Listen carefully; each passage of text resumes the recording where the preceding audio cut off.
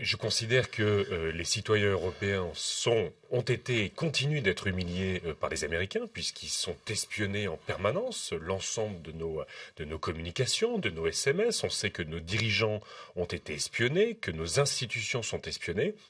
Et on n'a pas vu le président Obama clarifier, faire toute la transparence sur ses écoutes et surtout s'engager à y mettre sérieusement fin.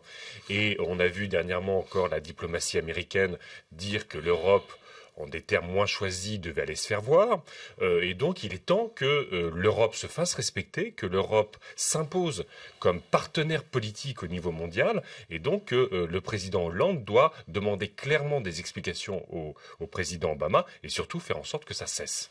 Sur cette affaire, puisque vous y faites allusion, la secrétaire d'État américaine chargée de l'Europe, qui a dit effectivement en termes peu choisis que l'Europe aille se faire foutre, et encore Ouais. c'est un peu édulcoré. L'Europe a manqué de fermeté dans sa réaction, parce qu'il n'y a pas eu quasiment pas de commentaires en fait. Ah, très clairement, on a l'impression qu'aujourd'hui l'Europe, Cela dit, c'était une conversation privée qui n'aurait pas dû être enregistrée et encore moins diffusée. c'est une conversation privée, bien sûr, mais en même temps, à partir du moment où elle apparaît dans le débat public, ça montre le niveau de reconnaissance qu'ont les États-Unis de la capacité de l'Europe à s'imposer sur la scène internationale. Et évidemment, ça nous amène sur la question du traité de libre-échange transatlantique.